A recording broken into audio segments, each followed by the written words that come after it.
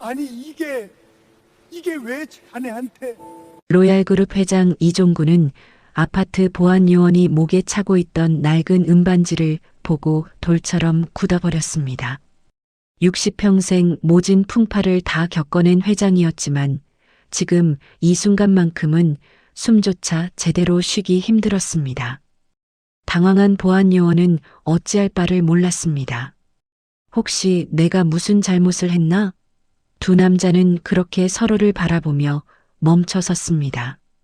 과거의 추악한 진실과 질긴 인연의 서막을 알리는 그야말로 폭풍전야의 순간이었습니다. 본격적인 이야기가 시작되기 전 구독과 좋아요를 눌러주시고 댓글로 인생 한마디를 남겨주세요. 오늘도 여러분의 복된 하루를 기원하겠습니다. 요즘 젊은 사람들을 보면 참 안쓰러울 때가 많습니다. 번듯한 직장 잡기는 하늘의 별 따기고 제 몸 하나 누일 곳 찾는 것도 쉽지 않은 세상이죠. 오늘 이야기의 주인공 지훈 씨도 그랬습니다. 35, 한창 꿈을 펼칠 나이에 그는 서울에서 가장 비싸다는 로얄 팰리스 아파트의 보안 요원이 되었습니다. 하지만 사람들은 그의 성실함 대신 젊은 놈이 할 일이 없어서 경비나 서냐며 손가락질을 하곤 했죠. 그 차가운 시선 속에 숨겨진 30년 전의 비밀. 이제 그 기막힌 운명의 이야기를 시작합니다. 서울 강남 한복판, 하늘을 찌를 듯 솟아오른 로얄 팰리스. 이곳의 보안 요원들은 일반적인 경비원과는 다릅니다. 세련된 제복에 무전기를 차고 마치 호텔리어처럼 각 잡힌 모습으로 입주민들을 맞이하죠. 35살의 지훈은 이곳 보안팀의 에이스였습니다. 훤칠한 키에 깔끔한 외모, 거기에 성실함까지 갖춘 그는 동료들 사이에서도 평판이 좋았죠. 하지만 일부 입주민들에게 지훈은 그저 만만한 젊은이일 뿐이었습니다. 어이 이봐. 저기 택배 온 거 우리 집 현관 앞까지 좀 옮겨다 놔. 배가 불룩 나온 한 중년 남성이 명령조로 말했습니다. 지훈은 예의 바르게 허리를 숙였습니다. 죄송합니다, 입주민님. 저희 보안 규정상 초소 자리를 비울 수가 없어서요. 택배 보관함 서비스를 이용해 주시면 감사하겠습니다. 뭐? 야, 너 내가 누군지 알아? 여기 입주자 대표야. 젊은 놈이 꿈도 없이 이런 일이나 하면서 말이야. 시키는 대로 좀 하지. 너 공부 안 해서 이런 데서 서 있는 거 아냐? 남자의 무례한 언사에 지훈의 주먹이 잠시 떨렸지만 그는 이내 평정을 되찾았습니다. 참자. 여기서 잘리면 이번 달 월세도 못 내. 지훈은 고아원에서 자라 부모 얼굴도 모른 채 험난한 세상을 살아왔습니다. 공부가 너무 하고 싶었지만 고아원을 나온 뒤로는 당장 살 길을 찾아야 했기에 이것저것 닥치는 대로 일을 하면서 생계를 이어왔습니다. 그래서 그에게 이 직장은 비록 무시당할지언정 소중한 삶의 터전이었죠. 그때 새빨간 스포츠카 한 대가 정문을 미끄러지듯 들어왔습니다. 로얄 건설의 상무이자 회장의 조카인 이상훈이었습니다. 그는 차단기 앞에서 속도를 줄이지도 않고 경적을 울려댔습니다. 안 열어? 눈 어디다 두고 있어? 지훈이 서둘러 차단기를 올렸지만 상훈은 못마땅한 듯 차를 세우고 내렸습니다. 그는 지훈의 제복에 달린 명찰을 툭툭 치며 비웃었습니다. 야, 내가 너 때문에 차를 멈춰야 되겠어? 사지가 멀쩡한 놈이 능력 없어서 이런 일이나 하고 살면 좀 제대로 해야 할 거 아냐? 왜 여기서 이러고 사냐? 나 같으면 쪽팔려서라도 이런 일 안 하겠다. 너 같은 놈들 때문에 우리나라 청년 실업이 문제라는 거야. 젊은 놈이 패기가 없어서 말이지. 하여튼 요즘 것들은 노력을 안 해요, 노력을. 상우는 급기야 담배를 한 대 물더니 불을 붙이고 지훈의 얼굴에 담배 연기를 내뿜었습니다. 지훈은 묵묵히 연기를 참아내며 고개를 숙였습니다. 죄송합니다. 앞으로 주의하겠습니다. 주의는 무슨, 야, 너 내일부터 내 차 보이면 100m 전부터 거수 경례하고 서 있어. 알았어? 상훈이 지훈을 몰아붙이던 그 순간 검은색 세단 한 대가 조용히 뒤에 멈춰 섰습니다.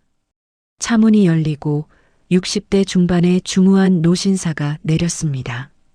로얄그룹의 이종구 회장이었습니다. 상훈아, 거기서 뭐 하는 게냐? 이 회장의 목소리는 낮았지만 위험이 있었습니다. 상훈은 소스라치게 놀라며 얼굴색을 바꿨습니다. 아, 큰아버지, 오셨습니까? 아니, 이 친구가 일을 좀 서투르게 하길래 제가 교육 좀 시키고 있었습니다. 이 회장은 상훈을 무시하고 지훈을 바라보았습니다. 꼿꼿하게 서 있지만 눈빛에는 서러움이 서린 청년. 이 회장은 왠지 모르게 지훈에게 마음이 쓰였습니다. 자네, 이름이 뭔가? 네, 이지훈입니다. 회장님. 이 회장은 지훈의 목소리를 듣는 순간 가슴 한구석이 덜컥 내려앉는 기분을 느꼈습니다. 30년 전 놀이공원에서 잃어버렸던 5살 난 아들의 목소리가 이랬을까? 이 회장은 아들을 잃은 후 단 하루도 편히 잠든 적이 없었습니다. 아내마저 화병으로 먼저 보내고 홀로 이 거대한 제국을 지켜왔죠. 상훈이 내 이놈. 아무리 네가 상무라지만 열심히 일하는 사람한테 무례하게 구는 거 아니다. 사과해라. 네. 아니, 큰아버지. 제가 왜 이런 보안 요원한테. 이 회장의 눈빛이 서늘해지자 상훈은 마지못해 사과를 내뱉고는 도망치듯 차를 몰고 사라졌습니다. 이 회장은 지훈에게 다가가 그의 어깨를 가볍게 두드렸습니다. 미안하네. 우리 조카가 철이 없어서 그래. 자네 같은 청년들이 현장에서 고생해주는 덕분에 우리가 편히 사는 거야. 자부심을 갖게. 감사합니다, 회장님. 지훈은 울컥했습니다. 처음이었습니다. 이 아파트에 일하면서 누군가에게 자부심이라는 단어를 들어본 것은요. 이 회장이 다시 차에 오르려던 찰나 지훈이 허리를 굽혀 인사하다가 목에 걸고 있던 낡은 은색 펜던트가 옷 밖으로 튀어나왔습니다. 그 펜던트에는 작은 은반지가 걸려 있었습니다. 햇빛에 반사되어 반짝이는 그 반지를 본 순간 이 회장의 발걸음이 돌처럼 굳어버렸습니다. 잠깐, 자네 목에 있는 그 반지 좀 볼 수 있겠나? 이 회장의 손이 미세하게 떨리고 있었습니다. 지훈은 당황하며 반지를 보여주었습니다. 아, 이건 제가 어릴 때부터 가지고 있던 겁니다. 제 부모님이 누군지는 모르지만 보육원에 맡겨질 때부터 제 목에 걸려 있었다고 하더라고요. 이 회장은 떨리는 손으로 반지를 건네받았습니다. 반지 안쪽에는 아주 작은 글씨로 이지훈이라는 글자와 함께 회장 가문만의 독특한 문양이 새겨져 있었습니다. 30년 전 자신이 아들의 5살 생일 선물로 직접 주문 제작했던 바로 그 반지였습니다. 이게 왜 자네한테? 이 회장의 눈동자가 심하게 흔들렸습니다. 60평생 모진 풍파를 다 겪어낸 회장이었지만 지금 이 순간만큼은 숨조차 제대로 쉬기 힘들었습니다. 빗방울이 하나둘 떨어지기 시작한 주차장. 두 남자는 서로를 바라보며 멈춰 섰습니다. 30년 전 끊어졌던 부자의 연이 다시 이어지는 폭풍전야의 순간이었습니다. 30년 전 잃어버린 아들의 이름을 가슴에 묻고 살아온 이종구 회장. 화려한 회장실 책상 위에는 언제나 주인 잃은 은반지 사진이 놓여 있었습니다. 그런데 오늘 그 반지를 목에 건 청년을 운명처럼 마주쳤습니다. 가슴이 터질 듯한 설렘과 혹시나 아니면 어쩌나 하는 두려움이 교차하는 밤. 회장님은 잠을 이루지 못한 채 창밖을 내다봅니다. 한편 보안요원 지훈 씨는 자신에게 닥칠 거대한 운명의 소용돌이를 꿈에도 모른 채 다시 차가운 현실 속으로 발을 내딛습니다. 이종구 회장은 집무실에 돌아와서도 손을 멈출 수 없었습니다. 돋보기를 쓰고 지훈이 보여주었던 그 반지의 잔상을 머릿속에 그렸습니다. 박 실장, 아까 그 청년 이지훈이라고 했지? 그 친구에 대해 알아낼 수 있는 건 전부 다 알아와. 특히 그 반지를 언제부터 가지고 있었는지, 보육원 기록은 남아있는지 낱낱이 조사해. 박 실장은 회장님의 목소리에서 느껴지는 형언할 수 없는 떨림을 포착했습니다. 30년 동안 무미건조하게 회사를 이끌어오던 강철 같은 노신사가 아이처럼 흔들리고 있었던 것이죠. 회장님, 혹시 그 반지가 도련님의 것이라고 확신하십니까? 똑같았어. 내가 직접 도안을 그려 공방에 맡겼던 그 문양, 학이 구름을 뚫고 올라가는 그 독특한 그림까지 내 눈은 속일 수 있어도 내 심장은 속이지 못하네. 당장 서둘러.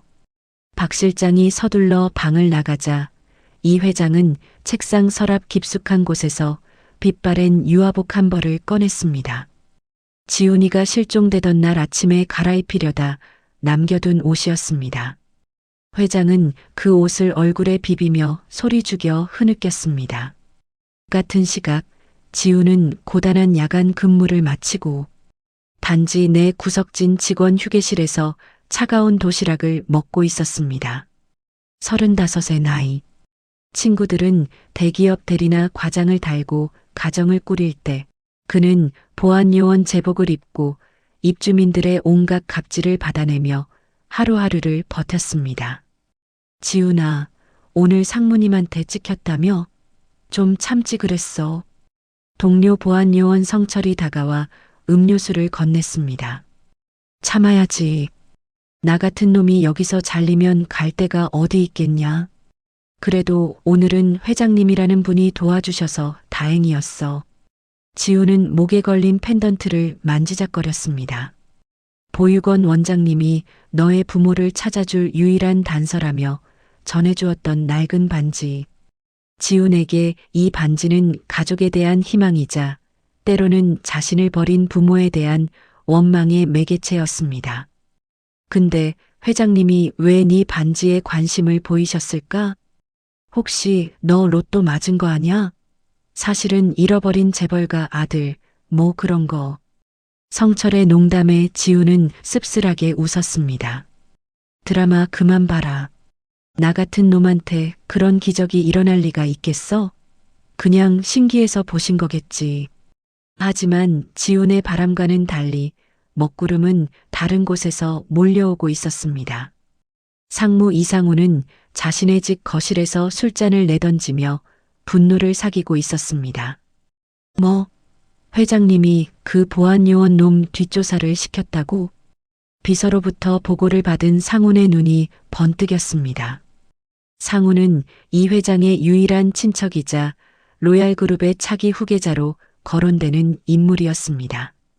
만약 이 회장이 잃어버린 아들을 찾는다면 상훈이 누리고 있는 모든 부와 권력은 한순간에 물거품이 될 터였습니다. 안 돼, 절대로 안 돼. 그 늙은이가 죽기 전까지 아들을 찾게 놔둘 순 없어. 그 보안요원 놈 당장 여기서 치워버려야겠다. 상훈은 비열한 미소를 지으며 전화를 걸었습니다. 나야. 로얄 팰리스 보안팀에 이지훈이라는 놈 있지? 그 놈한테 아주 큰 거 하나 걸어서 내쫓아버려. 아예 다시는 이 바닥에 발 못 붙이게 만들어버리라고. 돈은 얼마든지 줄 테니까. 며칠 후 로얄 팰리스에는 평소보다 더 팽팽한 긴장감이 감돌았습니다. 이 회장은 박 실장이 가져온 중간 보고서를 읽고 있었습니다. 회장님, 이지훈 씨는 30년 전 서대문의 한 보육원 앞에 버려진 아이였습니다. 당시 발견된 소지품 목록에 은반지가 명확히 기재되어 있습니다. 현재 유전자 검사를 위해 지훈 씨의 칫솔을 확보했습니다. 이 회장의 심장이 요동쳤습니다. 30년의 세월. 그동안 얼마나 춥고 배고팠을까. 자신의 아들이 남의 집 문 앞을 지키는 요원으로 일하며 멸시받는 동안 정작 자신은 화려한 저택에서 고독을 씹고 있었다는 사실에 몸서리가 쳐졌습니다. 지훈아, 내 아들 지훈아. 이 회장은 더 이상 참지 못하고 자리에서 일어났습니다. 직접 아들을 확인하고 싶었습니다. 하지만 그가 아파트 로비에 도착했을 때 그를 기다리고 있던 것은 감동적인 재회가 아니라 아수라장이 된 현장이었습니다. 도둑놈 잡아라. 이 도둑놈아. 부녀회장의 비명소리가 복도를 가득 메웠습니다. 지우는 당황한 표정으로 수많은 입주민들에게 둘러싸여 있었습니다. 그의 손에는 명품 가방 하나가 들려 있었고 그 안에서는 현금 뭉치가 쏟아져 나오고 있었습니다. 아닙니다. 저는 그냥 복도에 떨어져 있길래 주인 찾아주려고. 거짓말하지 마. 아까 CCTV에 네가 가방 들고 비상구로 들어가는 거 다 찍혔어. 젊은 놈이 일하기 싫어서 도둑질이나 하고 말이야. 입주자 대표가 지훈의 뺨을 세차게 때렸습니다. 지훈의 고개가 돌아갔고 그의 입가에선 붉은 피가 흘러내렸습니다. 주변에선 야유와 욕설이 쏟아졌습니다. 역시 경비 서는 놈들은 믿으면 안 돼. 젊은 놈이 인생 편하게 살려다가 망쳤네. 당장 경찰 불러. 상우는 멀리서 이 광경을 지켜보며 비릿한 미소를 지었습니다. 자신이 파놓은 함정에 지훈이 완벽하게 빠져든 것이죠. 이제 지훈은 도둑놈으로 몰려 해고될 것이고 유전자 검사 결과가 나오기도 전에 이 아파트에서 그리고 회장님의 기억 속에서 지워질 것이라 확신했습니다. 지훈은 억울함에 눈물을 왈칵 쏟았습니다. 평생 성실하게 살아온 대가가 고작 이것인가 싶어 세상이 원망스러웠습니다. 경찰이 들이닥쳐 지훈의 팔을 뒤로 꺾고 수갑을 채우려는 그 찰나 차가운 공기를 가르고 노사자의 포효 같은 목소리가 들려왔습니다. 그 손 당장 떼지 못할까? 사람들의 시선이 일제히 한 곳으로 향했습니다. 분노로 온몸을 떨며 걸어오는 이종구 회장. 그의 눈은 수갑이 채워질 위기에 처한 지훈의 손목을 뚫어지게 바라보고 있었습니다. 억울함이 파도처럼 밀려와 숨을 쉴 수조차 없는 순간 여러분은 누구의 얼굴이 떠오르시나요? 평생을 정직하게 살아온 지훈 씨에게 씌워진 도둑이라는 낙인. 차가운 수갑이 그의 손목을 조여오고 사람들의 비웃음이 비수처럼 꽂힐 때 기적은 가장 극적인 모습으로 찾아왔습니다. 로얄그룹의 거대한 성벽을 세운 이종구 회장. 그가 군중을 헤치고 걸어 나왔을 때 주차장의 공기는 순식간에 얼어붙었습니다. 이제부터 상상조차 못했던 통쾌한 반격이 시작됩니다. 그 손 당장 떼라고 하지 않았나? 이 회장의 목소리는 주차장 천장을 울리고 바닥을 진동시켰습니다. 경찰도 수군대던 입주민들도 그리고 승리에 도취해 있던 상훈도 얼어붙은 듯 멈춰 섰습니다. 이 회장은 성난 사자처럼 군중을 가로질러 지훈에게 다가갔습니다. 그의 눈에 가장 먼저 들어온 것은 지훈의 터진 입술과 뺨에 남은 붉은 손자국이었습니다. 30년을 찾아 헤맨 아들, 내 목숨보다 귀한 아이가 고작 돈 몇 푼 때문에 사람들 앞에서 매를 맞고 수모를 당하고 있었다니. 이 회장의 눈시울이 붉게 달아올랐습니다. 회장님, 저는 정말. 지훈은 고개를 숙인 채 떨리는 목소리로 말했습니다. 그 순간 이 회장은 지훈의 어깨를 강하게 감싸 안았습니다. 아무 말 마라. 내가 다 안다. 네가 그럴 사람이 아니라는 걸 내가 제일 잘 알아. 그 광경을 지켜보던 입주자 대표가 당황하며 나섰습니다. 아니, 회장님.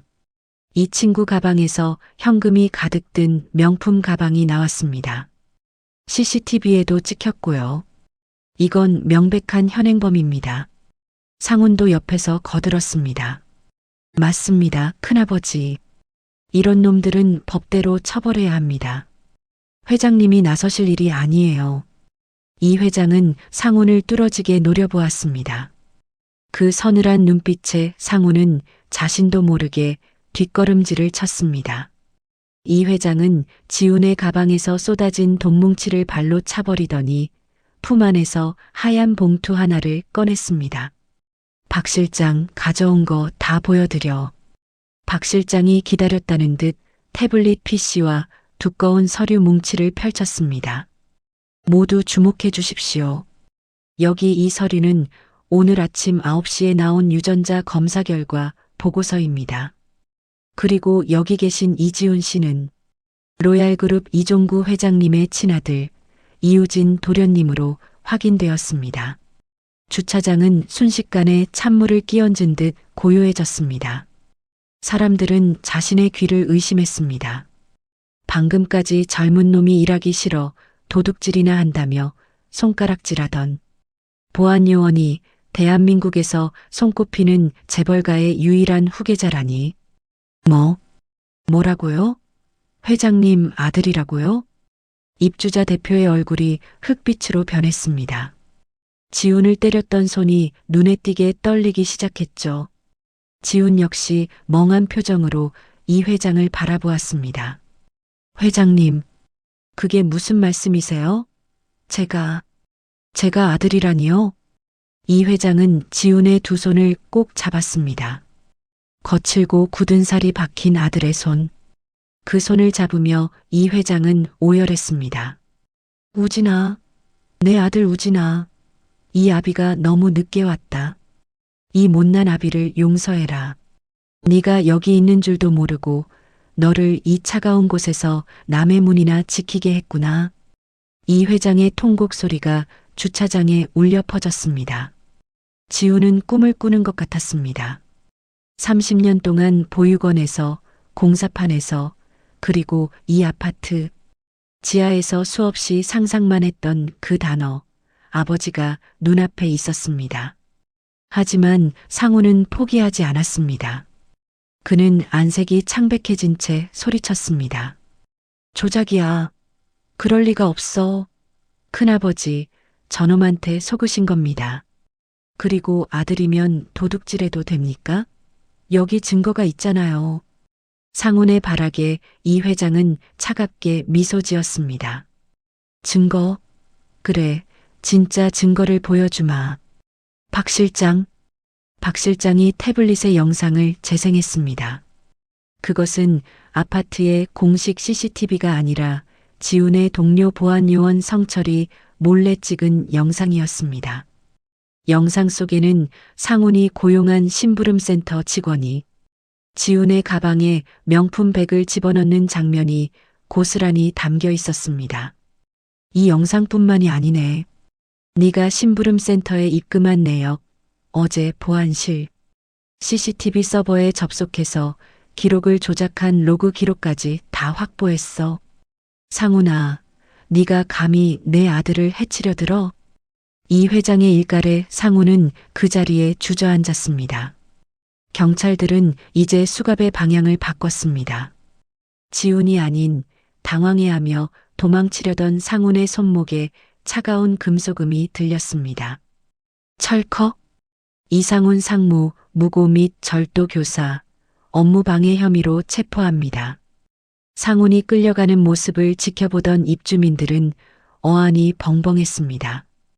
특히 지훈을 때리고 모욕했던 사람들은 이 회장의 눈치를 보며 슬금슬금 자리를 피하려 했죠. 이 회장은 그들을 향해 천천히 고개를 돌렸습니다. 여기 계신 분들 똑똑히 기억하십시오. 오늘 내 아들이 흘린 피 한 방울, 가슴에 남은 상처 하나. 내가 로얄그룹의 모든 이름을 걸고 전부 다 되돌려줄 겁니다. 우리 아들을 젊은 놈이 할 일이 없어 보안요원이나 한다고 하셨습니까? 내 아들은 그 어떤 사람들보다 성실했고 그 어떤 부자들보다 정직했습니다. 당신들은 오늘 가장 고귀한 사람을 모독한 대가를 치르게 될 겁니다. 이 회장은 지훈을 품에 안고 밖으로 향했습니다. 지훈은 눈물을 닦으며 아버지의 품을 느꼈습니다. 평생 느껴본 적 없는 따뜻함과 든든함. 그는 이제 더 이상 혼자가 아니었습니다. 하지만 30년의 세월은 결코 짧지 않았습니다.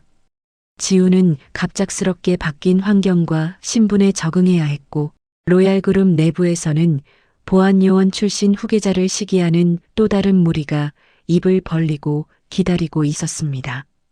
진정한 전쟁은 이제부터 시작이었습니다. 평생을 남의 집 성벽을 지키며 살았던 청년이 이제 그 성벽 안에 진짜 주인이 되어 들어갑니다. 낡은 보안요원 제복을 벗고 처음으로 마주한 아버지의 저택. 하지만 여러분, 수천만 원짜리 대리석 바닥보다 지훈 씨의 마음을 더 울린 건 따로 있었습니다. 30년 동안 시계가 멈춰 있던 아주 작은 방 하나였죠. 과연 그 방에는 어떤 비밀이 숨겨져 있었을까요? 화려함 뒤에 가려진 부자의 가슴 아픈 대화, 지금 이어집니다. 이 회장의 저택은 거대했습니다. 지훈이 근무하던 로얄 팰리스 아파트보다도 훨씬 더 웅장하고 고요했죠. 높은 대문을 지나 정원으로 들어서는 내내 지훈은 마치 남의 옷을 입은 듯 몸이 뻣뻣하게 굳었습니다. 불과 몇 시간 전까지만 해도 사람들에게 도둑놈이라 손가락질 받으며 주차장 바닥에 무릎을 꿇고 있던 그였습니다. 우진아, 아니 지훈아, 편히 들어오너라. 이제 여기가 너의 집이다. 이 회장은 지훈의 손을 놓을까 겁나는 듯 꼭 쥐고 거실로 이끌었습니다. 거실에 들어선 지훈은 눈앞에 펼쳐진 광경에 숨이 막혔습니다. 번쩍이는 샹들리에 벽을 가득 채운 명화들. 하지만 지훈의 발걸음이 멈춘 곳은 화려한 거실이 아닌 복도 끝에 있는 작고 소박한 나무 문 앞이었습니다. 여기는 어떤 방인가요? 이 회장은 떨리는 손으로 문손잡이를 잡았습니다. 네가 5살 때 쓰던 방이다. 네가 사라진 그날 이후로 단 하루도 청소를 거른 적이 없고 가구 하나 옮기지 않았어. 내 엄마가 매일 밤 이 방에서 내 이름을 부르다 잠들곤 했지. 문이 열리자 지훈은 그 자리에 얼어붙었습니다. 30년의 세월이 무색하게 방 안은 어제까지 아이가 살았던 것처럼 깨끗했습니다. 작은 침대 위에는 빛바랜 로봇 장난감이 놓여 있었고, 책상 위에는 지훈이 5살 때 그렸던 삐뚤삐뚤한 가족 그림이 액자에 걸려 있었습니다. 지훈은 천천히 방 안으로 들어갔습니다. 손끝에 닿는 작은 침대의 감촉. 그는 보육원의 딱딱한 바닥과 고시원의 좁은 침대를 떠올렸습니다. 자신이 세상을 떠돌며 모진 풍파를 견디는 동안 아버지는 이곳에 시간을 멈춰두고 자신을 기다리고 있었던 것입니다. 죄송합니다, 아버지. 제가 너무 늦게 와서 죄송합니다. 지훈은 결국 참았던 울음을 터뜨렸습니다. 30년의 서러움이 그 작은 방 안에서 비로소 녹아내렸습니다. 이 회장은 아들을 뒤에서 꼭 안아주었습니다. 아니다, 우진아. 살아있어 준 것만으로도 고맙다. 네가 저 차가운 초소에서 밤잠을 설치는 동안 이 아비는 여기서 호의호식했구나. 내가 죽일 놈이다. 그날 밤 두 부자는 식탁에 마주 앉았습니다. 지훈이 보안요원 시절 늘 먹던 차가운 편의점 도시락 대신 정성스럽게 차려진 따뜻한 집밥이 올랐습니다. 지훈은 갓 지은 밥의 온기를 느끼며 수저를 들었습니다. 지훈아, 이제 내 자리를 찾아야지. 내일부터 본사로 출근하거라. 내 사촌 상훈이가 저질러 놓은 일들도 정리해야 하고 네가 로얄그룹의 후계자라는 걸 세상에 알려야겠다. 지훈은 잠시 망설이다가 아버지의 눈을 똑바로 바라보았습니다. 아버지, 저는 경영에 대해 아무것도 모릅니다. 하지만 제가 5년 동안 아파트 보안요원으로 일하며 배운 게 하나 있습니다. 화려한 건물보다 그 안에서 일하는 사람들의 마음이 더 중요하다는 거요. 이 회장은 아들의 말에 귀를 기울였습니다. 상훈 상무는 저 같은 사람들을 벌레 보듯 했습니다. 저뿐만 아니라 청소하시는 아주머니들, 택배 기사님들, 그분들이 없으면 이 로얄 그룹의 성벽도 무너질 겁니다. 저는 본사 사무실에 앉기 전에 제가 있던 그 낮은 곳부터 바꾸고 싶습니다. 이 회장의 눈에 대견함이 서렸습니다. 고생하며 자란 아들이 도끼 대신 자비심을 품고 돌아온 것이 대견하고 고마웠습니다. 그래, 네 뜻대로 해보거라. 네가 로얄그룹의 새로운 바람이 되어주렴. 다음 날 아침 로얄그룹 본사는 발칵 뒤집혔습니다. 보안요원 출신 회장 아들의 첫 출근 소식이 전해졌기 때문입니다. 직원들은 수군거리기 시작했습니다. 진짜 주차장에서 일하던 그 사람 맞아? 학벌도 경력도 없을 텐데 어떻게 경영을 해? 낙하산도 이런 왕낙하산이 없네. 회장님도 참 핏줄이 뭐라고. 지우는 자신을 향한 따가운 시선을 느끼며 회사 로비에 들어섰습니다. 그는 최고급 정장이 아닌 어제 입었던 보안요원 제복을 깨끗하게 세탁해서 들고 나타났습니다. 그리고는 전 직원이 보는 앞에서 선언했습니다. 저는 오늘부터 이 회사의 부회장으로 부임합니다.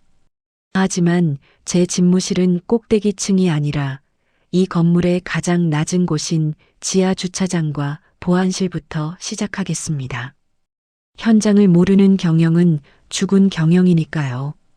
지훈의 파격적인 선언에 장내는 찬물을 끼얹은 듯 조용해졌습니다. 그리고 지훈은 가장 먼저 자신을 도둑으로 몰았던 입주자, 대표와 부녀회장이 있는 로얄 팰리스 관리 사무소로 향했습니다. 부회장의 직인이 찍힌 서류 한 장을 들고 나타난 지훈을 보고 관리소장과 입주자 대표는 사색이 되어 무릎을 꿇었습니다. 아이고, 부회장님, 저희가 정말 몰라보고 죽을 죄를 지었습니다. 지훈은 차가운 눈빛으로 그들을 내려다보았습니다. 30년 전 실종되었던 아이가, 그리고 어제까지 무시당하던 보안요원이 보여주는 진짜 갑의 품격은 이제부터 시작이었습니다. 사람들은 말합니다. 자리가 사람을 만든다고요. 하지만 우리 지훈 씨는 거꾸로였습니다. 자신이 앉은 그 자리를 가장 따뜻하고 낮은 곳으로 직접 끌고 내려갔죠. 부회장이라는 높은 직함 대신 보안요원 시절의 땀 냄새를 잊지 않기 위해 현장을 누비는 그를 보며 직원들의 마음은 조금씩 열리기 시작했습니다. 하지만 여러분, 빛이 강하면 그림자도 짙은 법이죠. 지훈 씨의 파격 행보에 밥그릇을 뺏길까 전전긍긍하던 이사들이 이제 은밀한 모의를 시작합니다. 갓 돌아온 아들을 다시 차가운 거리로 내쫓으려는 그들의 비열한 음모, 지금 공개합니다. 지훈의 출근 첫 주 로얄그룹 본사 지하 3층 보안 관제실은 그야말로 발칵 뒤집혔습니다. 최고급 수트를 차려입고 비서진을 거느린 부회장이 나타날 줄 알았는데 지훈은 간편한 작업복 차림으로 나타나 보안 요원들의 손을 일일이 맞잡았습니다. 고생 많으십니다. 저도 얼마 전까지 여러분과 똑같은 옷을 입고 서 있었습니다. 무엇이 힘든지, 어떤 대우가 부당한지 제가 누구보다 잘 압니다. 오늘부터 우리 회사 보안팀의 모든 계약직은 정규직으로 전환하겠습니다. 그리고 휴게실 환경부터 당장 개선하세요. 지훈의 목소리는 부드러웠지만 단호했습니다. 5년 동안 아파트 지하 초소에서 여름엔 찜통 더위, 겨울엔 살을 애시는 추위와 싸웠던 그였기에 가능했던 결단이었습니다. 직원들의 눈시울이 붉어졌습니다. 평생 머슴 취급만 받던 그들에게 지훈은 처음으로 사람 대접을 해준 상사였습니다. 하지만 같은 시각 본사 28층 대회의실의 분위기는 얼음장처럼 차가웠습니다. 상운의 신복이었던 최 이사를 비롯한 원로 이사들이 모여 웅성거리고 있었습니다. 이게 말이나 됩니까? 경영의 경 자도 모르는 보안요원 출신이 들어오더니 회사 곳간을 열어서 밑바닥 애들한테 뿌리고 있다니요. 이러다 주주들이 가만히 있겠습니까? 최 이사가 탁자를 탁 치며 분노를 터뜨렸습니다. 그들에게 지우는 귀한 회장님의 아들이 아니라 자신들의 권위와 이익을 갉아먹는 이물질일 뿐이었습니다. 회장님이 눈이 머신 게 분명해. 30년 만에 찾은 아들이라고 하니 판단력이 흐려지신 거지. 이대로 두면 우리 로얄그룹은 구멍가게 수준으로 전락할 거야.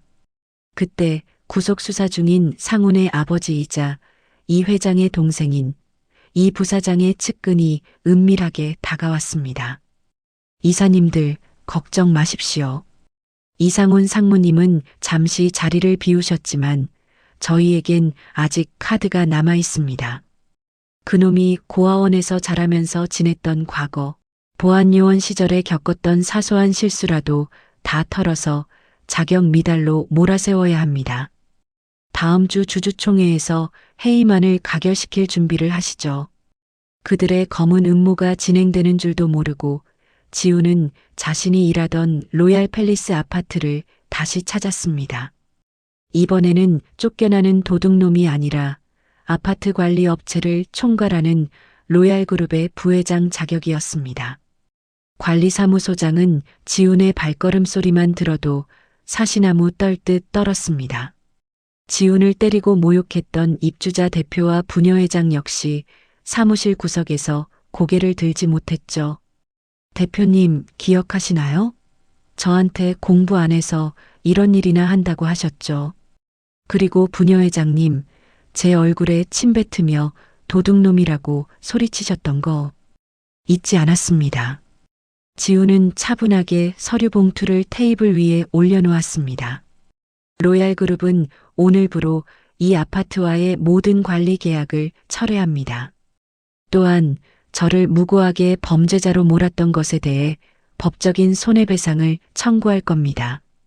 개인적인 복수가 아닙니다. 당신들이 저 같은 일들에게 휘둘렀던 무분별한 폭력에 대한 정당한 대가입니다.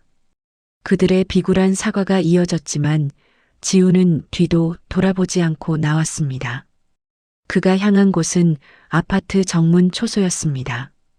예전 동료였던 성철 씨가 멍하니 서 있다가 지훈을 보고 깜짝 놀라 거수 경례를 했습니다. 아이고, 부회장님. 아니, 지훈아. 지훈은 성철의 손을 꼭 잡았습니다. 성철아, 그동안 고생 많았어. 이제 이 지긋지긋한 갑질 안 당하게 내가 다 조치해뒀어. 너도 우리 본사 보안팀장으로 나랑 같이 가자. 나를 믿고 도와줬던 그 마음 평생 잊지 않을 거야. 성철은 참았던 눈물을 쏟아냈습니다. 가장 낮은 곳에서 피어난 우정이 거대한 권력의 정점에서도 변하지 않고 빛나고 있었습니다. 하지만 기쁨도 잠시 지훈의 휴대폰이 요란하게 울렸습니다. 박 실장의 다급한 목소리가 들려왔습니다. 부회장님, 지금 당장 본사로 오셔야겠습니다. 최 이사와 반대파 세력들이 긴급 이사회를 소집했습니다. 부회장님의 자질론을 문제 삼아 회의만을 상정하겠다고 주주들을 선동하고 있습니다. 지훈의 눈빛이 차갑게 가라앉았습니다. 그는 이제 자신이 지켜야 할 것이 단순히 자신의 자리가 아니라 자신을 믿어준 낮은 곳의 사람들의 희망이라는 것을 깨달았습니다. 알겠습니다. 지금 바로 가겠습니다. 제가 보안요원으로 일하며 배운 게 하나 더 있죠. 침입자가 나타나면 물러서는 게 아니라 정면으로 맞서서 지켜내야 한다는 것을요. 지우는 검은색 세단에 올라탔습니다. 30년 만에 찾은 아버지의 품, 그리고 이제 막 시작된 그의 혁명을 무너뜨리려는 거대 악과의 정면 승부가 시작되려 하고 있었습니다. 여러분, 호랑이를 잡으려면 호랑이 굴로 들어가야 한다는 말이 있죠. 하지만 우리 지훈 씨는 이미 호랑이 굴의 가장 깊은 곳, 그 어두운 주차장에서 5년이나 숨을 죽이며 모든 것을 지켜봐 온 사람이었습니다. 학벌이 없다, 경험이 없다며 지훈 씨를 몰아내려는 이사들의 서슬 퍼런 공격. 하지만 그들이 잊은 게 하나 있습니다. 지훈 씨의 손에는 그들의 화려한 이력서보다 더 무서운 진실의 기록이 들려 있다는 사실을요. 이제 대회의실의 문이 열리고 운명의 심판이 시작됩니다. 본사 28층 대회의실. 육중한 마호간이 탁자를 사이에 두고 팽팽한 긴장감이 흐르고 있었습니다. 상석에 앉은 이종구 회장의 얼굴은 수척해 보였지만 눈빛만은 형형하게 빛나고 있었죠. 그 옆자리에 앉은 지우는 수만 명의 직원을 거느린 부회장이라기엔 너무나도 담담한 표정이었습니다. 자, 회의를 시작하죠.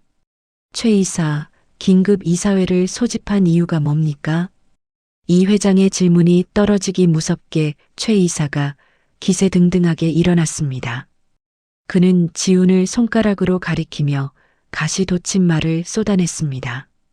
회장님, 이건 로얄그룹의 존립이 걸린 문제입니다.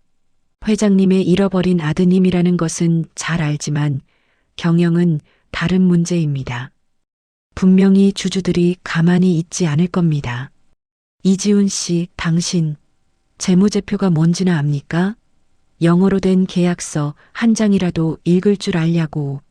주변 이사들이 웅성거리며 동조했습니다. 맞습니다. 이건 회장님의 독단입니다. 당장 해임안을 가결해야 합니다. 모욕적인 언사가 쏟아지는 와중에도 지우는 흔들리지 않았습니다. 오히려 그는 천천히 자리에서 일어나 품 안에서 낡고 때 묻은 수첩 한 권을 꺼냈습니다. 보안요원 시절 근무 교대 시간마다 틈틈이 기록했던 바로 그 수첩이었습니다.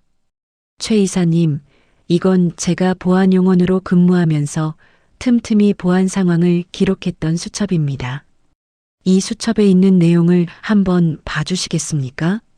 지훈의 낮은 목소리가 회의실을 압도했습니다. 여기 적힌 2024년 5월 14일 밤 11시 45분. 지하 주차장 시구역 4번 기둥 뒤에서 있었던 일을 기록한 내용입니다. 최 이사님, 거기서 이상훈 상무님께 사과 상자 받으셨죠? 그 안에 든 게 물론 사과는 아니었겠죠? 최 이사의 얼굴에서 순식간에 핏기가 가셨습니다. 그게 무슨 헛소리야. 증거 있어? 증거요? 다행히 그날 우연히 관제실 점검용으로 제가 몸에 소형 카메라를 달고 있었거든요. 그런데 공교롭게도 그날 있었던 일이 제 카메라에 모두 찍혔더라고요. 그리고 여기 박 이사님과 김 이사님, 여러분들이 회사 법인 카드로 강남 요정에서 하룻밤에 수천만 원씩 긁으면서 비즈니스 미팅이라고 올린 날들. 제가 그날 여러분들 대리기사 불러드리고 차 문 열어드린 사람입니다. 누가 타고 내렸는지, 무슨 대화를 나눴는지 이 수첩에 다 적혀 있습니다. 회의실은 순식간에 찬물을 끼얹은 듯 조용해졌습니다. 지우는 수첩의 책장을 한 장 한 장 넘기며 이사들의 비리를 낱낱이 읊기 시작했습니다. 그들이 가장 천하게 여겼던 보안요원이 사실은 그들의 모든 치부를 지켜보는 가장 가까운 목격자였다는 사실에 이사들은 사시나무 떨듯 떨기 시작했습니다. 여러분은 제가 현장을 모른다고 하셨죠? 저는 여러분이 화려한 집무실에서 숫자를 만질 때 이 회사가 어떻게 굴러가는지 가장 밑바닥에서 지켜봤습니다. 해임을 주장하던 이사들은 고개를 숙이고 눈치를 보기 바빴습니다. 이 회장은 조용히 미소 지었습니다. 30년 만에 찾은 아들이 단순히 핏줄이어서가 아니라 이 썩어 빠진 회사를 개혁할 수 있는 유일한 칼날이라는 확신이 들었기 때문입니다. 자, 최 이사. 이제 해임안을 표결에 붙여볼까요? 찬성하시는 분 거수하시죠. 이 회장의 말에 그 누구도 손을 들지 못했습니다. 방금까지 소리를 지르던 최 이사는 털썩 주저앉아 땀을 닦기에 급급했습니다. 지우는 수첩을 덮으며 마지막 일침을 가했습니다. 제가 배운 보안의 기본은 지키는 것입니다. 저는 이제 로얄그룹의 건물뿐만 아니라 이 회사의 정직과 직원들의 미래를 지킬 겁니다. 제 자격이 의심스러우시다면 앞으로 제 행동으로 증명하겠습니다. 하지만 비리를 저지른 분들은 오늘부로 짐을 싸시는 게 좋을 겁니다. 통쾌한 역전극이었습니다. 가장 낮은 곳의 수첩이 가장 높은 곳의 탐욕을 무너뜨린 순간이었죠. 하지만 지우는 알고 있었습니다. 이 사회를 제압한 것은 시작일 뿐 상온의 배후에 숨겨진 더 거대한 세력이 자신을 노리고 있다는 것을요.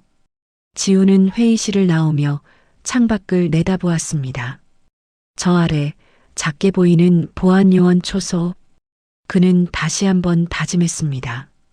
다시는 자신과 같은 억울한 사람이 생기지 않도록 이 화려한 성벽을 정의롭게 바꾸겠노라고 말이죠. 여러분, 권력이라는 게 참 무섭습니다. 어떤 이는 그 권력을 남을 짓밟는 구두굽으로 쓰고 어떤 이는 남의 눈물을 닦아주는 손수건으로 쓰죠. 우리 지훈 씨는 부회장이라는 높은 자리에 앉자마자 가장 먼저 한 일이 무엇이었을까요? 화려한 취임 파티도 고급 외제차 쇼핑도 아니었습니다. 그는 자신이 입었던 그 빳빳한 보안요원, 제복의 무게를 잊지 않기 위해 로얄그룹의 가장 어두운 구석구석을 비추는 등불이 되기로 결심했습니다. 사람 위에 사람 없고 사람 밑에 사람 없다는 그 당연한 진리를 증명해 나가는 지훈 씨의 파격 행보, 지금 함께 들어보시죠. 부회장 취임 후 지훈의 첫 번째 공식 업무는 본사, 건물 1층 로비에 커다란 게시판 하나를 설치하는 것이었습니다. 그 게시판의 이름은 이지훈의 신문고였죠.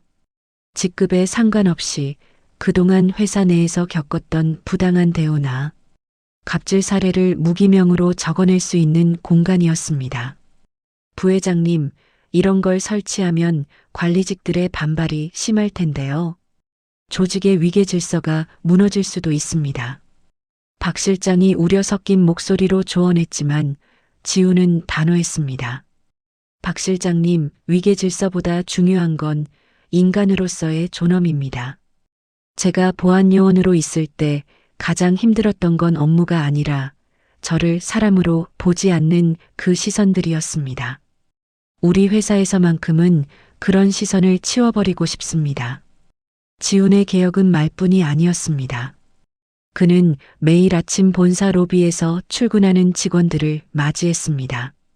높은 분들께 허리 숙여 인사하던 보안요원이 아니라 이제는 자신이 먼저 고개를 숙여 청소 아주머니와 말단 사원들에게 인사를 건넸습니다. 그러던 어느 날 오후 지우는 본사 비상계단 쪽에서 날카로운 고함 소리를 들었습니다.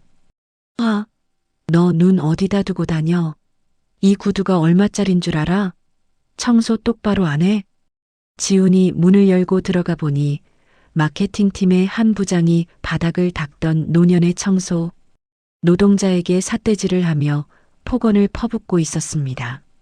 청소 아주머니는 겁에 질려 연신 허리를 굽히고 있었죠. 부장의 구두 끝에는 아주 작은 물방울 하나가 튀어 있었습니다. 부장님, 무슨 일이십니까? 지훈의 낮은 목소리에 부장은 깜짝 놀라 뒤를 돌아봤습니다. 부회장 지훈임을 확인한 부장의 얼굴이 순식간에 아부 섞인 웃음으로 바뀌었습니다. 아이고, 부회장님. 아니, 이 노인네가 제 구두에 구정물을 튀겨서 교육 좀 시키고 있었습니다. 요즘 밑바닥 사람들이 기어오르는 게 유행이라서요. 지훈은 아무 말 없이 부장의 구두를 내려다보았습니다. 그리고는 주머니에서 손수건을 꺼내 직접 허리를 숙였습니다. 부장은 당황하며 손사래를 쳤습니다. 어머, 부회장님, 직접 이러시면 안 됩니다. 제가 닦겠습니다. 지우는 부장의 손을 뿌리치고 아주머니의 젖은 손을 먼저 닦아주었습니다. 그리고는 부장을 똑바로 응시했습니다. 부장님, 이 구두가 얼마짜리입니까? 200만 원? 300만 원? 아, 예, 그 정도 합니다만. 이 아주머니의 하루 임금보다 비싼 구두를 신고 계시는군요. 하지만 부장님이 잊으신 게 있습니다. 이 아주머니가 계단의 먼지를 닦아주지 않으시면 부장님은 그 비싼 구두를 신고 매일 쓰레기 더미 위를 걸어 다니셔야 할 겁니다. 우리가 하는 일은 모두 누군가에게 도움이 되는 필요한 일입니다. 더 많은 돈을 번다고 해서 다른 사람이 하는 일을 하찮게 보는 건 제가 용납할 수 없습니다. 지우는 그 자리에서 부장에게 인사위원회 회부와 함께 일주일간 청소 현장 실습 명령을 내렸습니다. 현장을 모르면 사람을 귀하게 여길 줄 모른다는 지훈만의 처방이었죠. 이후 지훈은 자신이 자랐던 희망 보육원을 찾았습니다. 그곳에서 그는 어린 시절 동기이자 현재는 배달 일을 하며 어렵게 살아가는 친구 동식을 만났습니다. 동식은 지훈의 정체를 알고는 거리감을 느꼈지만 지훈은 예전처럼 동식의 어깨를 툭 쳤습니다. 동식아, 나 부회장 된 거 알지? 나랑 같이 일하자. 지훈아, 나 같은 놈이 무슨 대기업을 가냐? 너한테 폐만 끼칠 뿐이야. 아니, 나는 네가 필요해. 너처럼 정직하게 땀 흘려본 사람이 우리 회사 물류팀을 맡아줘야 해. 배경이나 학벌은 상관없어. 내가 본 너의 30년 인생이 가장 훌륭한 이력서니까. 지우는 동식뿐만 아니라 보안요원 시절 자신을 지켜줬던 동료 성철까지 본사보안 총괄 팀장으로 발탁했습니다. 인맥이나 연줄이 아닌 진심을 아는 사람들을 자기 곁에 둔 것이죠. 로얄그룹의 분위기는 빠르게 바뀌었습니다. 권위적이었던 임원들은 몸을 사리기 시작했고 현장 직원들의 얼굴에는 생기가 돌았습니다. 이 회장은 아들의 이런 변화를 보며 비로소 마음의 짐을 내려놓을 수 있었습니다. 지훈아, 네가 오고 나서 이 건물의 공기가 따뜻해졌구나. 네 엄마가 하늘에서 참 좋아할 게야. 하지만 모든 것이 순탄하기만 한 것은 아니었습니다. 지훈에게 자리를 뺏기고 감옥에 갈 처지가 된 상훈과 그를 지지하던 예전 반대 세력들이 로얄그룹의 경영권을 통째로 흔들려는 마지막 최후의 발악을 준비하고 있었기 때문입니다. 여러분, 세상에서 가장 무서운 것이 무엇일까요? 열 길 물속은 알아도 한 길. 사람 속은 모른다는 말처럼 믿었던 사람에게 등에 칼을 맞을 때 그 서러움은 이루 말할 수 없습니다. 30년 만에 찾은 아들의 손을 잡고 행복만 꿈꾸던 이 회장님과 지훈 씨에게 예상치 못한 거대한 폭풍이 몰아칩니다. 숙부 상호는 돈으로 언론을 매수해 지훈 씨를 폭력 전과가 있는 가짜 아들로 둔갑시켰습니다. 어제까지 박수를 보내던 세상이 차갑게 등을 돌리고 지훈 씨는 다시 혼자가 된 기분으로 고개를 숙입니다. 하지만 여러분, 진실은 가장 깊은 어둠 속에서 더 밝게 빛나는 법입니다. 지훈 씨가 벼랑 끝에서 마주한 기막힌 시련, 그 현장으로 가보시죠. 평화로웠던 로얄그룹 본사 앞은 아침부터 아수라장이었습니다. 검은 옷을 입은 시위대들이 길을 막아섰고 그들이 든 피켓에는 입에 담기 힘든 말들이 시뻘건 글씨로 적혀 있었죠. 가짜 아들 이지훈은 물러나라. 재벌가를 등쳐먹는 정가자 보안요원. 상호는 비열했습니다. 그는 지훈의 보육원 시절 유독 지훈을 시기했던 동창 철수를 찾아갔습니다. 그리고 그의 앞에 5억 원이라는 거액의 돈 뭉치를 던졌습니다. TV에 나가서 딱 한마디만 해. 이지훈은 어릴 때부터 남의 물건 훔치고 싸움만 하던 놈이라고. 그날 저녁 뉴스에는 철수의 인터뷰가 대대적으로 보도되었습니다. 지훈이요? 걔 아주 무서운 놈입니다. 보육원에서도 애들 때리고 돈 뺏는 게 일이었어요. 회장님 아들이라고요? 아마 그 반지도 어디서 훔쳤거나 복제한 걸 겁니다. 돈 냄새 하나는 기가 막히게 맡는 놈이거든요. 순식간에 여론이 뒤집혔습니다. 지훈이 보안 요원 시절 술에 취해 여성을 괴롭히던 취객을 제압했던 사건까지 일방적인 민간인 폭행으로 둔갑하여 기사가 쏟아졌습니다. 본사 로비에 들어서던 지훈은 분노한 주주들이 던진 날달걀에 얼굴을 맞았습니다. 노란 노른자가 지훈의 하얀 셔츠를 타고 비참하게 흘러내렸습니다. 야, 이 사기꾼아. 우리 회사가 네 놀이터야? 당장 나가. 지훈은 아무 말 없이 계란을 닦아냈습니다. 옆에서 지켜보던 이 회장이 사색이 되어 지훈의 손을 잡았지만 지훈은 조용히 아버지의 손을 놓았습니다. 아버지, 제가 있으면 회사가 더 힘들어집니다.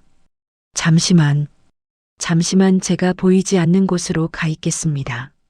저 때문에 아버지가 비난받는 거 제 가슴이 찢어져서 더는 못 보겠습니다. 지훈은 스스로 부회장직에서 직무정지를 선언하고 짐을 쌌습니다. 그는 화려한 저택 대신 자신이 보안 요원으로 일하며 머물던 지하 단칸방 고시원으로 돌아갔습니다. 창문 하나 없는 좁은 방, 지훈은 낡은 보안 요원 제복을 끌어안고 며칠을 굶으며 생각했습니다. 내가 정말 우리 아버지의 아들이 될 자격이 있는 걸까? 세상은 왜 내가 아들이 아니라고만 할까? 지훈의 마음이 새까맣게 타들어가는 동안 상호는 집무실에서 비싼 양주를 마시며 미소 지었습니다. 그럼 그렇지. 근본 없는 놈이 어디서 감히. 이제 주주총회에서 형님만 끌어내리면 이 로얄 그룹은 내 차지다. 상호는 승리에 도취해 있었습니다. 하지만 그는 잊고 있었습니다. 지훈이 지난 5년 동안 주차장에서, 로비에서, 가장 낮은 곳에서 만났던 수많은 사람들의 눈동자를요. 그들이 바로 지훈을 지켜주는 거대한 보안 요원들이 될 것입니다. 이제 기적은 지훈이 아닌 지훈에게 은혜를 입었던 평범한 사람들의 손에서 시작되려 하고 있었습니다.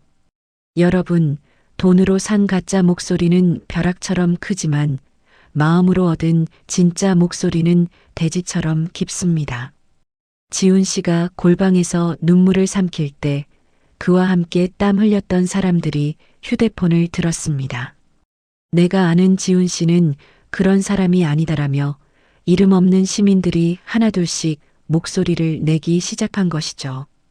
이제 싸움은 재벌가 내부의 다툼이 아니라 착한 사람을 지키려는 평범한 이웃들의 전쟁으로 번집니다.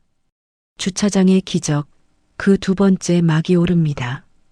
유튜브와 인터넷 게시판에 영상 하나가 올라왔습니다.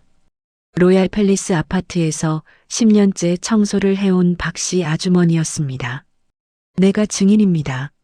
우리 지훈 총각은요, 비 오는 날 내 허리 아플까봐 쓰레기 봉투를 대신 다 옮겨주던 사람이에요. 자기 점심시간까지 쪼개서 우리 청소부들 휴게실 에어컨 고쳐주던 그런 사람이라고요. 정과자라고요? 그럴 리가 없습니다. 하늘이 무섭지도 않습니까? 이 영상을 시작으로 수천 개의 댓글과 증언 영상이 물밀듯이 쏟아졌습니다. 저는 휠체어를 타는 장애인입니다. 눈 오는 날 지훈 씨가 제 휠체어를 밀어주며 집까지 데려다 주던 그 따뜻한 손길을 저는 평생 잊지 못합니다. 저는 택배 기사입니다. 지훈 씨는 제가 바쁠 때마다 엘리베이터 문을 잡아주고 짐을 대신 옮겨주던 유일한 보안 요원이었습니다. 여론의 물결이 점점 바뀌기 시작했습니다. 그런데 이런 여론의 흐름을 주시하고 있던 상호의 비서실에서 은밀한 움직임이 포착되었습니다. 30년 전 지훈을 부모에게서 떼어놓은 장본인, 최노인을 해외로 빼돌리려 한 것이었습니다. 최 노인은 30년 전 상호의 사주를 받고 지훈을 납치했던 유괴범이자 유일한 목격자였죠. 상호는 지훈이 최 노인을 찾아내 증거로 삼을까봐 두려운 나머지 영구히 입을 막으려고 했습니다. 이 소식을 가장 먼저 들은 것은 지훈의 동료 보안 요원이었던 성철이었습니다. 지훈아, 큰일 났다. 지금 검은 차 2대가 최 노인을 태우고 인천공항으로 가고 있어. 상호 쪽 깡패들이 붙었어.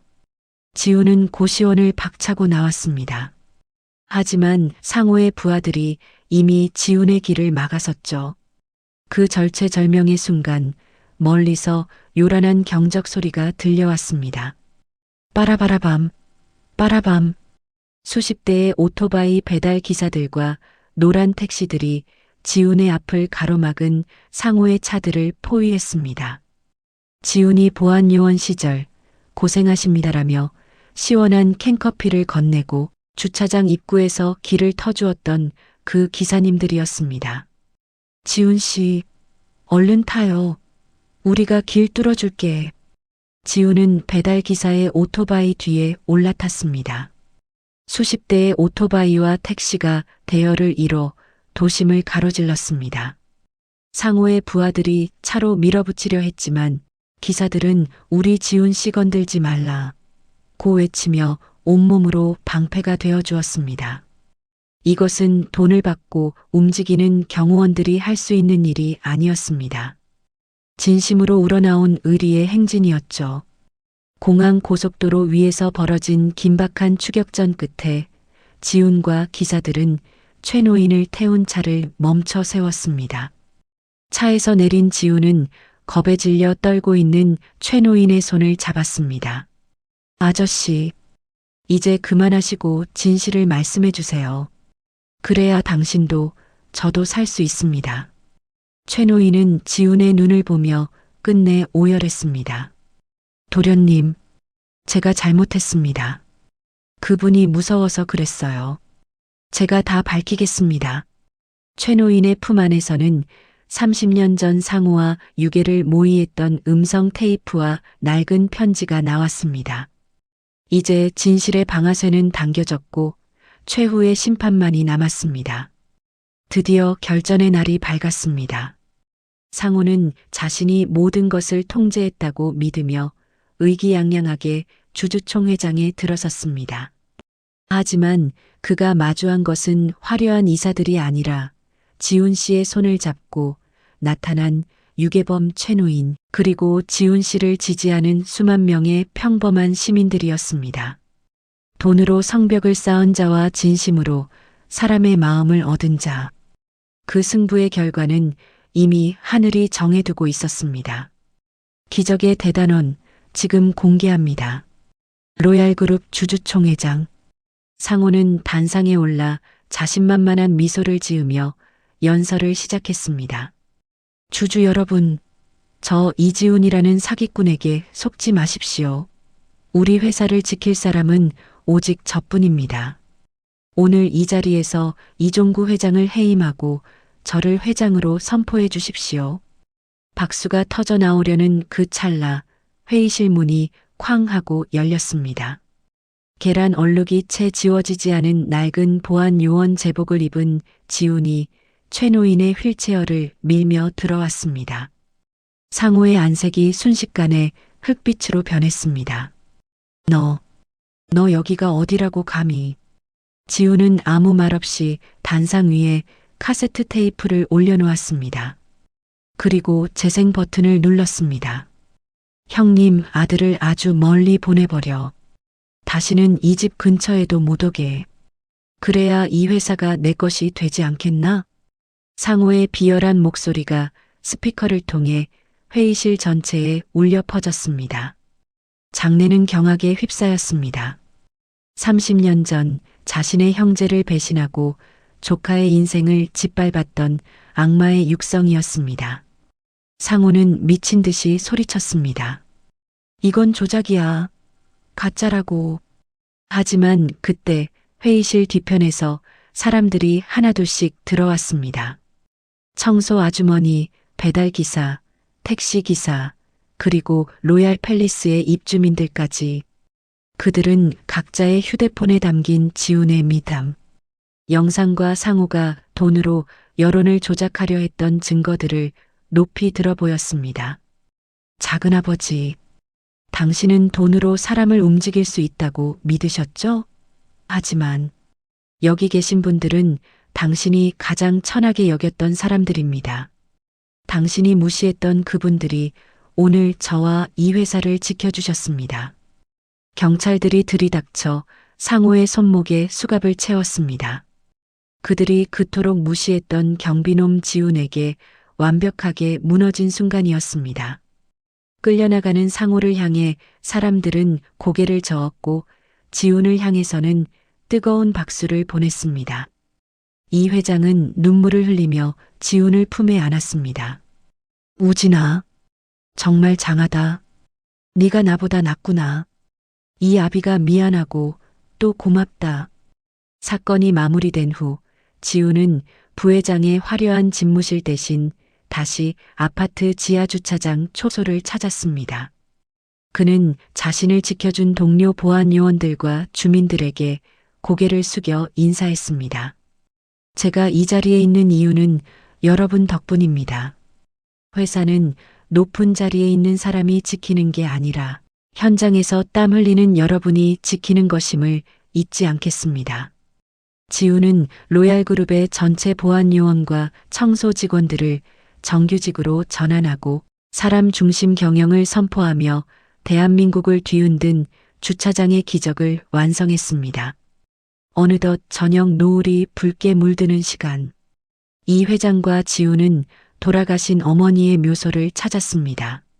지훈은 묘비 앞에 보안 요원 명찰과 어머니가 수놓아 주었던 낡은 운동화를 놓았습니다. 어머니, 저 이제 제 이름을 찾았습니다. 그리고 더 멋진 사람이 되어서 아버지와 이 세상을 지키겠습니다. 아들과 아버지는 그렇게 오랜 세월 속 어둠을 이겨내고 밝은 세상을 맞았습니다. 오늘 이야기 가슴 시원하게 들으셨나요? 30년의 세월을 돌아 아버지의 품으로 돌아온 보안 요원 지훈 씨. 그의 이야기는 우리에게 말해줍니다. 세상이 아무리 차갑고 돈이 전부인 것 같아도 우리 안의 선한 의지는 결코 배신하지 않는다는 것을요. 지금 혹시 어두운 터널을 지나고 계신 분이 있다면 지훈 씨의 낡은 명찰을 기억해 주세요. 여러분의 삶에도 반드시 눈부신 햇살이 비칠 날이 올 것입니다. 긴 시간 함께 해주신 여러분 진심으로 감사합니다. 늘 건강하고 마음 따뜻한 나날 되십시오. 오늘 영상도 재미있게 보셨나요? 여러분들의 의견과 감상을 댓글로 남겨주세요. 다음에도 좋은 영상으로 찾아뵙겠습니다. 이상 인생대간 채널이었습니다.